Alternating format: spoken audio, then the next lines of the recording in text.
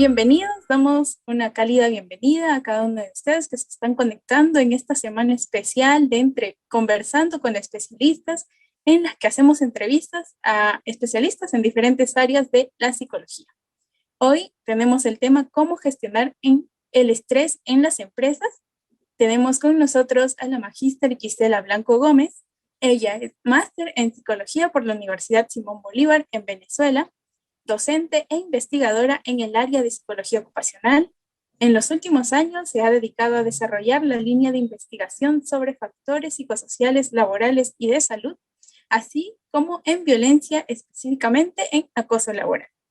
Es experta en acompañamiento terapéutico grupal e individual y desarrolla programas de capacitación en salud y trabajo online. También es autora del libro Factores psicosociales laborales, haciendo visible lo invisible, y de diversas publicaciones en revistas científicas. Damos un caluroso saludo a la magíster Gisela Blanco. Gracias, Anne, gracias al grupo ADPH por esta invitación a participar en este encuentro, ¿no? Y en esta conmemoración, además de la Semana de la Psicología y de los psicólogos peruanos, y obviamente del 28 de abril, que también es un día importante para la seguridad y la salud, porque se conmemora un año más de un poco visibilizar todo lo que implica la seguridad y la salud en el trabajo y obviamente en los trabajadores también. Sí. Exactamente, muchas gracias también por estar con nosotros este día y realizar esta entrevista. Bueno, ya que el tema lo dice cómo gestionar el estrés en las empresas, vamos a empezar definiendo qué es el estrés laboral. Sí, bueno, el estrés laboral, si bien es cierto que está concebido como una construcción subjetiva que hace cada uno de los trabajadores, esa construcción subjetiva está contextualizada. ¿A qué me refiero con el contexto? Que la valoración que hacemos de si estamos o no estresados por el trabajo tiene que ver con una serie de circunstancias y de situaciones y de factores que están en los ambientes laborales y que hacen que los trabajadores se perciban como en una situación de estrés. Y podríamos decir que es ese desbalance que existe entre mi capacidad o las capacidades y competencias de los trabajadores para hacer frente a un conjunto de exigencias, ¿no? Que muchas veces sobrepasan la capacidad de respuesta, ¿sí? Esto es mucho más complejo, pero indudablemente podríamos definirlo así, es decir, cuando a pesar de que sabemos que tenemos las competencias para resolver o para interactuar o para dar respuesta a las exigencias, son tales que sobrepasan mi capacidad o las capacidades de cada uno de los trabajadores que se perciben en esa situación. Perfecto, ¿no? Entonces sí, vamos a estar muchas veces expuestos al estrés, a veces sin saberlo, sin tenerlo en cuenta. Pero para definir, ¿podría brindarnos cuáles son las causas del estrés laboral también? Sí, Anne, antes un poco de hablar de las causas, también nos interesaría hablar, porque normalmente cuando damos una definición sobre el estrés y que es justamente esa percepción, esa construcción de que mis capacidades o competencias no pueden dar respuesta a las exigencias, eso generalmente se termina experimentando por las consecuencias, es decir, sabemos muchas veces que estamos estresados, como tú lo decías, puede pasar desapercibido inicialmente, porque nos damos cuenta cuando experimentamos las consecuencias como las sintomatologías, ¿no? Es decir, cuando nos sentimos inquietos, nos sentimos preocupados, nos sentimos inclusive manifestaciones mucho más importantes o mucho más, que se evidencian mucho más, que tiene que ver a lo mejor inclusive con trastornos del sueño, con ansiedad, con trastornos del apetito, es decir, o como mucho o como poco, es decir, el estrés tiene múltiples manifestaciones, tantas manifestaciones además como individuos somos, ¿no? Hay una particularidad y obedece también a las particularidades de cada individuo, ¿no? Pero sí es verdad que lo podemos agrupar como en una serie de manifestaciones que se dan, ¿no? Y en relación a lo que me preguntabas de las causas, generalmente las causas están asociadas a riesgos psicosociales, es decir, todas aquellos elementos, aquellos factores que están en el ambiente de trabajo que constituyen un riesgo para el trabajador. En este caso, los llamados riesgos psicosociales tienen que ver con todas las condiciones que están en el ambiente de trabajo y que potencialmente pudieran ser fuentes generadoras no solo de estrés, sino de otros efectos. Pero claro, cuando hablamos del estrés, quizás podemos hablar, y eso, bueno, hay múltiples modelos o diversos modelos psicológicos que intentan explicar cuál es esa, o sea, cuáles son esas variables psicosociales o esos riesgos psicosociales que se relacionan con el estrés laboral. Y en este caso podríamos decir que tienen que ver con las altas exigencias, las altas demandas, es decir, tengo mucho que hacer y a lo mejor no solo la cantidad de cosas o de la cantidad de tareas laborales o responsabilidades, sino que muchas veces esas actividades son no solo en gran cantidad, y además no necesariamente hablamos de cantidad, sino también de la cualidad. Puede ser que yo tenga que hacer actividades de una alta calificación o de un alto grado de dificultad, lo que exige en un tiempo determinado. El otro factor puede ser también la presión de tiempo, ¿no? Entonces, digamos que por un lado tenemos esos riesgos psicosociales que tienen que ver con altas exigencias en las tareas, altas exigencias cognitivas, emocionales, ¿sí? Cuantitativas. Y por el otro lado, digamos que también hay otro factor importante o un riesgo psicosocial que es que no controlamos el trabajo, es decir, la capacidad para decidir sobre nuestro trabajo, para decidir el orden de las tareas, para decidir la jerarquía, para tomar otro tipo de decisiones que tienen que ver con las tareas en el trabajo. Mientras menos posibilidades tengo yo de decidir, más aumenta el riesgo psicosocial, o sea, o se hace más intenso también. Y por el otro lado hay un riesgo importante también psicosocial, que es como una especie de moderador, que es el llamado apoyo social. Esa percepción, esa idea que tenemos nosotros de cuánto apoyo recibimos de los líderes, de los compañeros. Entonces, a menor percepción de apoyo, eso es un factor que intensifica la sensación de estrés o la vivencia del estrés, ¿no? En general, digamos que tiene que ver, por un lado, con las exigencias, tiene que ver con el grado de control o el grado de autonomía o de la toma de decisiones, y tiene que ver también con esa interrelación social específicamente mostrada a través del apoyo social, ¿no? Por supuesto que hay muchos más riesgos, pero digamos que esos son los riesgos psicosociales. La presión de tiempo también es un riesgo psicosocial importante, es decir, las tareas que son para ayer, ¿sí? O sea que se nos van acumulando el tiempo de entrega. Entonces, todos esos riesgos psicosociales que están en el ambiente de trabajo, que son contextuales y que son una responsabilidad de las organizaciones, están ahí como algunas de las causas, hay más, pero las principales causas que favorecen la presencia del estrés laboral. También interrelaciones humanas inadecuadas y poco funcionales pueden ser también una causa importante de la presencia del estrés, es decir, es lo que se llama clima organizacional. ¿Cómo se dan estas interrelaciones sociales? Nosotros somos seres sociales, estamos en mundos de relación, las organizaciones y las empresas son mundos de organización digamos, de organización social, de interacción social. Por lo tanto, cuando esas interacciones humanas son disfuncionales, inadecuadas o conflictivas, también son generadoras, entre otros efectos, del estrés. ¿Sí? No exclusivamente del estrés, pero digamos que contribuyen a la experiencia del estrés laboral. Perfecto, sí, justo me hizo recordar también cuando hablábamos de esos trabajos que eran para ayer. Y encima que son trabajos largos o trabajos pesados y que generan mucho más estrés, ¿no?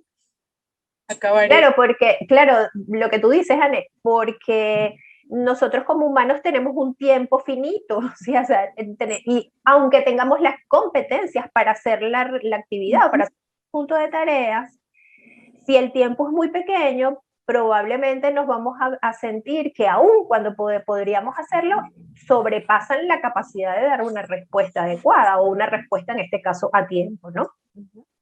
Exactamente, o incluso un trabajo que nos lleva, tenemos un horario de trabajo perfecto, pero con más trabajo extendemos inconscientemente ese horario y Al final también termina pasando factura después, ya sea en el sueño o con la familia. Claro, claro. La sobrecarga, es decir, los horarios, los horarios más allá de lo establecido también pueden ser una fuente de estrés que luego se manifiesta, probablemente si se mantiene crónicamente, se va a manifestar indudablemente en enfermedades concretas como todas las derivadas de lo cardiovascular o todas las alteraciones cardiovasculares, ¿no? Claro, así podríamos ir mencionando, ¿no?, varias causas, pero principalmente cómo podríamos evaluarlos o cómo podríamos decir, yo tengo las causas de esta empresa y ya sé cuáles son, dónde atacar, dónde mejorar. Claro, yo creo que por eso es importante conocer, o sea, por eso es importante saber cuáles son las causas, porque puede haber una práctica, es decir, históricamente podemos encontrar prácticas dentro de las organizaciones que están orientadas como a atacar el efecto o a minimizar el efecto, que en este caso es el estrés, es decir, prácticas, por ejemplo, como la relajación, como la atención plena o la meditación, que no estoy diciendo que no sean adecuadas, sino que no resuelven el problema, es decir, son como pañitos de agua tibia, ¿no? Es decir, minimizan probablemente el impacto por un tiempo, pero si las causas organizacionales y psicosociales permanecen, el estrés también va a permanecer en los trabajadores, ¿no? Entonces, digamos que es muy importante que actuemos a nivel preventivo, o sea, o lo ideal, indudablemente, como prevencionistas que somos y como psicólogos ocupacionales, actuar sobre la prevención y con acciones preventivas, no con acciones remediativas, por supuesto.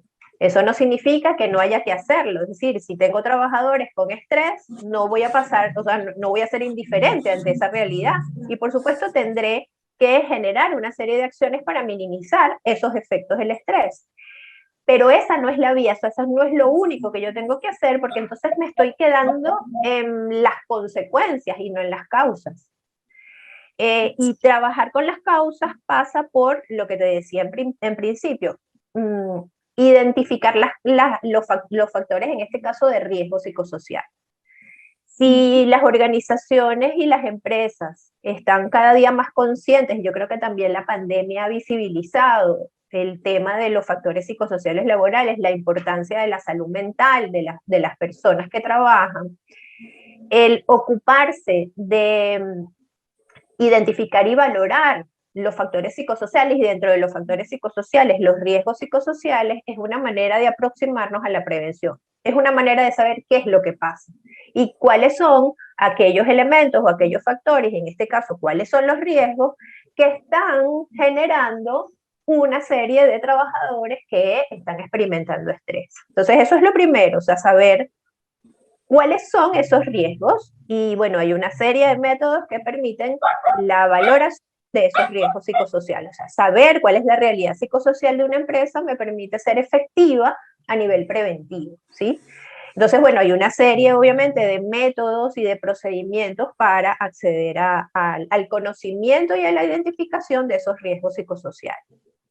Luego de eso, o sea, cuando los identificamos y efectivamente vemos que los trabajadores perciben que hay, por ejemplo, unas altas exigencias psicológicas en el trabajo, hay gran cantidad de tareas, hay simultaneidad en las tareas, hay altas exigencias, por ejemplo, cognitivas, de procesos mentales, etcétera, que hacen que el trabajador se sienta presionado, hay límites de tiempo excesivos, o sea, o muy rigurosos y muy cortos para las entregas.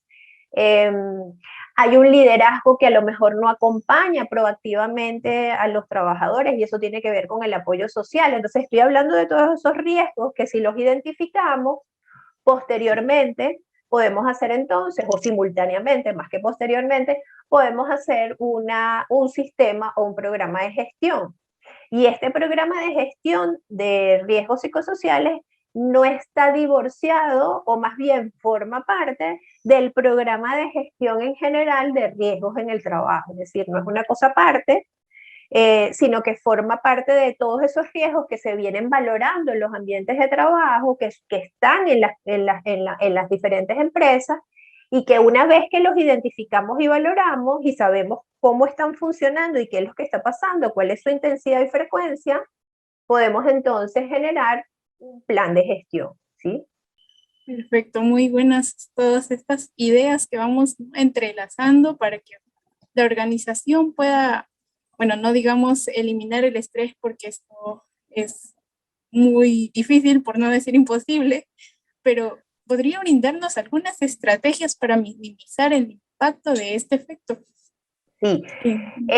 Una vez que valoramos, como te decía, digamos, se estructura un plan de gestión. Por supuesto, el plan de gestión va a estar en función de esa identidad, como a mí me gusta llamarlo, esa identidad psicosocial de la empresa, porque cada empresa, cada organización es diferente, ¿verdad?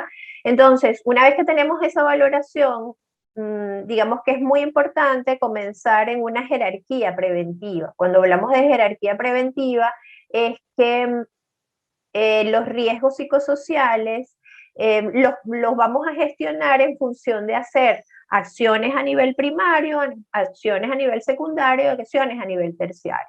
¿Cuáles podrían ser acciones a nivel primario? Generalmente a nivel primario es trabajar justamente con las causas más estructurales.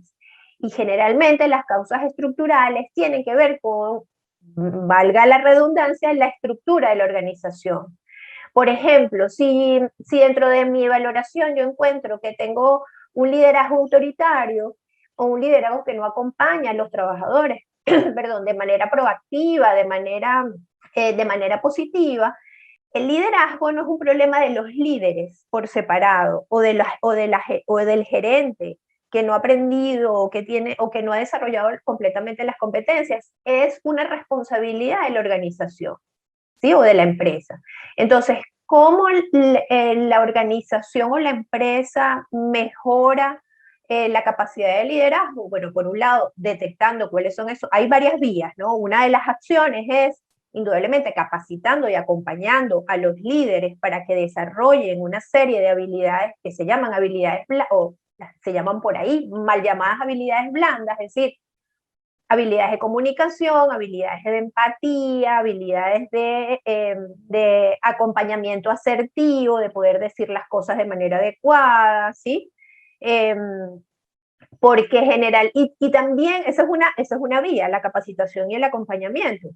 Pero también la organización puede, dentro de sus procesos de ascenso o los programas de ascenso y los programas de desarrollo de carrera de los trabajadores que ascienden, por ejemplo, a una posición de liderazgo, entender que, si bien es cierto, es fundamental las competencias técnicas para el cargo. Suponte que estamos hablando de un gerente de mantenimiento. Sí, un gerente de mantenimiento de una empresa tiene que tener unas competencias técnicas para lo que va a significar el mantenimiento preventivo y correctivo de una empresa determinada, por ejemplo, de manufactura. Pero resulta que ese gerente también va a acompañar y va a tener un equipo de trabajo humano, no solamente máquinas, sino humanos. Y cuando se trabaja con seres humanos y cuando se trabaja con equipos humanos, es necesario el desarrollo de una serie de competencias que no necesariamente las tienen, ¿sí? Porque tienen las competencias técnicas, más no las competencias llamadas blandas. Entonces, bueno, fíjate que es una decisión también de la organización y de la empresa, es decir, si yo voy a ascender a ANE, a gerente de mantenimiento, pues yo tendré que tener un plan de desarrollo o tendré que evaluar sus competencias para ver cuáles son los puntos a potenciar para lograr que efectivamente sea una líder proactiva, sea una líder positiva, sea una líder que acompaña, sea una líder humana, ¿no? Que es un poco, y fíjate que estamos hablando de acciones o de ejemplos, de acciones solamente de liderazgo. Pero vamos a otro aspecto de riesgo psicosocial, que suele ser uno de los más frecuentes, que son las altas exigencias de las tareas y de las responsabilidades.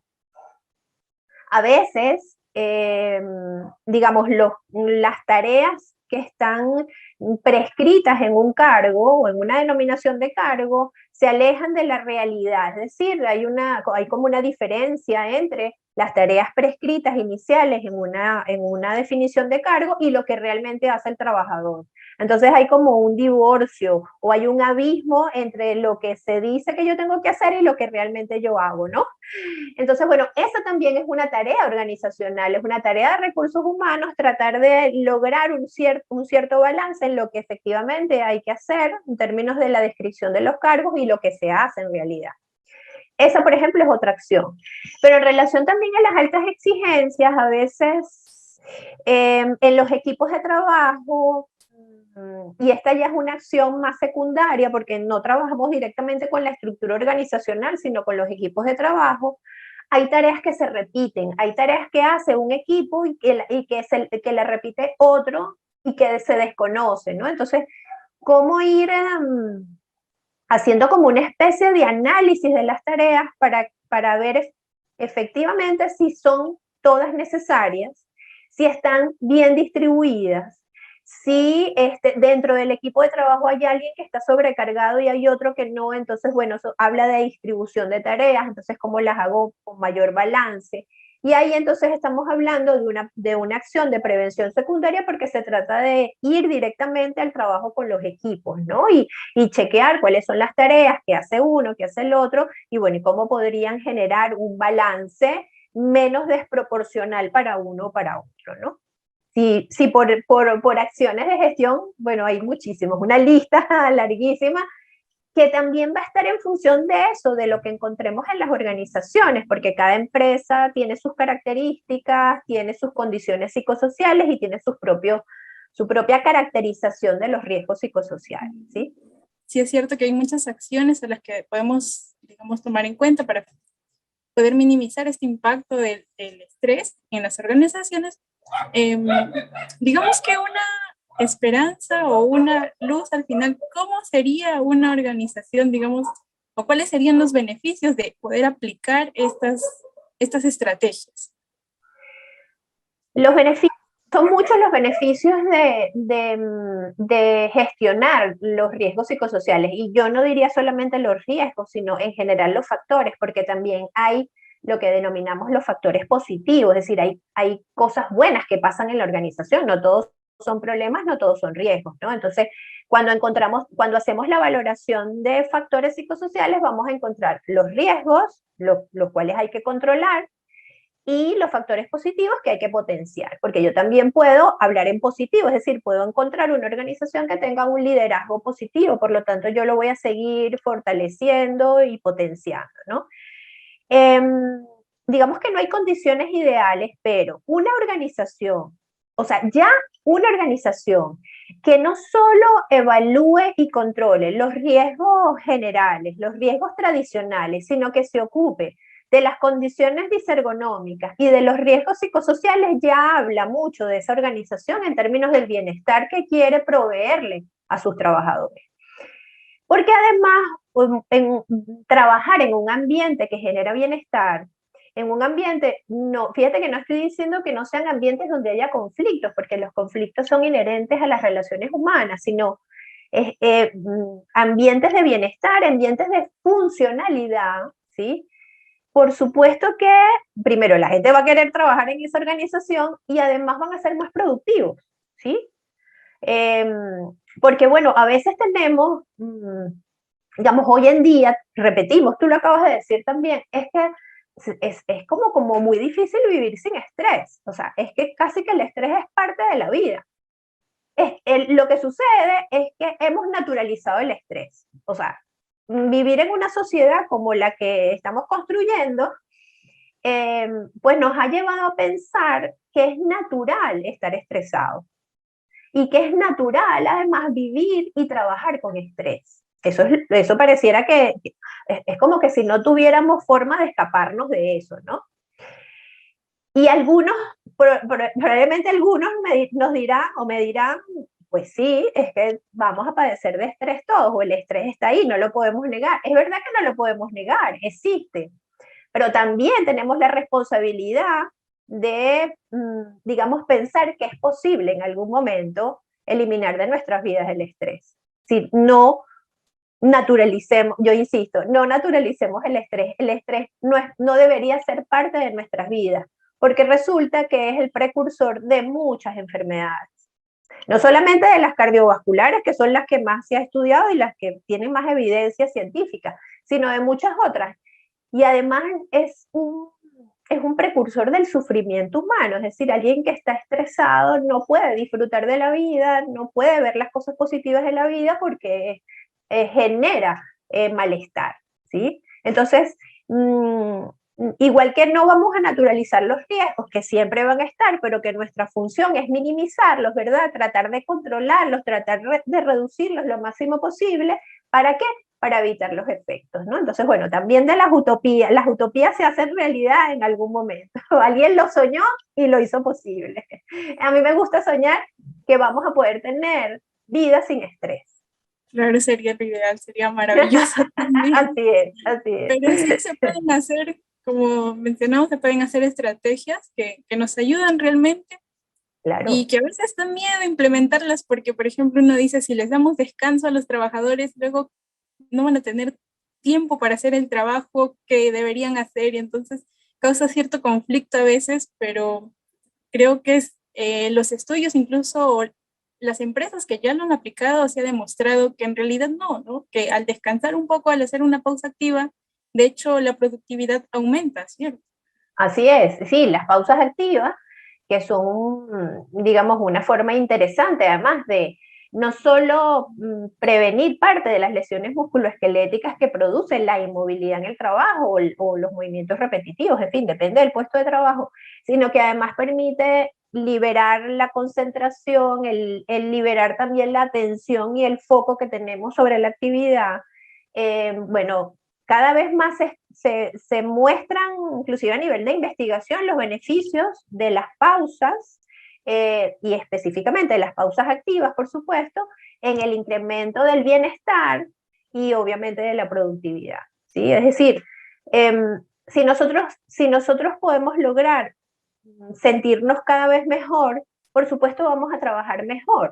Y eso va a redundar indudablemente en beneficios para la empresa y beneficios también para los trabajadores, ¿no? Entonces, si alguien comentaba también en estos encuentros que hemos tenido de salud y trabajo, que nosotros no deberíamos pensar que el humanismo, o sea, el humanismo como colocar al ser humano en el centro, tendría que estar divorciado de la productividad. Humanismo y productividad pueden ir de la mano, de hecho necesitan ir de la mano. O sea, una organización centrada en el ser humano es una organización que piensa en su productividad porque quien produce es el ser humano, independientemente de las inteligencias artificiales, de la robotización, siempre hay un humano detrás de o al lado de. Entonces, parte de lo que significa visibilizar los factores psicosociales y específicamente los riesgos son una forma de mostrar que el ser humano siempre tiene que estar en el centro de la organización, velando por el bienestar, y es una tarea de todos, quiero decir, es una tarea de las empresas y de las organizaciones, pero también es una tarea de cada trabajador con su responsabilidad individual, ¿no? Es decir, ambos factores contextuales, empresas u organizaciones, servicios de seguridad y salud, prevencionistas y trabajadores, bueno, todos juntos generando lo que justamente es el tema ahora del 28 de abril, el Día de la Seguridad y la Salud, una cultura de la seguridad y la salud en positivo, donde todos tenemos que ver y donde todos estamos relacionados, ¿no? Empleadores, gobiernos también, por supuesto, con sus políticas y leyes y normativas, trabajadores y representantes de los trabajadores, ¿no? Esa unión permite, bueno, que obviamente se produzcan los cambios necesarios para incrementar o generar estados de bienestar, ¿no? Más libres de estrés, sí. Sería muy genial, ¿no? Y bueno, con esta rememoranza también al 28 de abril, Día de la Seguridad y Salud en el Trabajo, y también este 30 de abril, Día del Psicólogo Peruano, vamos ya culminando esta maravillosa entrevista bastante de puro conocimiento, de puro aprendizaje, y bueno, ya tenemos algunas estrategias también para implementar en nuestras organizaciones. Vamos a agradecer a la magíster Gisela Blanco, y si nos puede brindar también un saludo a cada uno de los psicólogos. Claro que sí, mis felicitaciones y mi abrazo afectuoso a todo el gremio de psicólogos del Perú, que además han hecho grandes aportaciones en general a la psicología y en particular a la psicología ocupacional. Hay un gran movimiento de psicólogos y de prevencionistas en general que está liderando el desarrollo de la psicología ocupacional en el Perú. Así que bueno, mi abrazo para todos y mis felicitaciones. Muchas gracias y también Gracias. gracias a cada uno de ustedes que Gracias. nos estuvieron viendo y que forman parte de este maravilloso mundo de la psicología.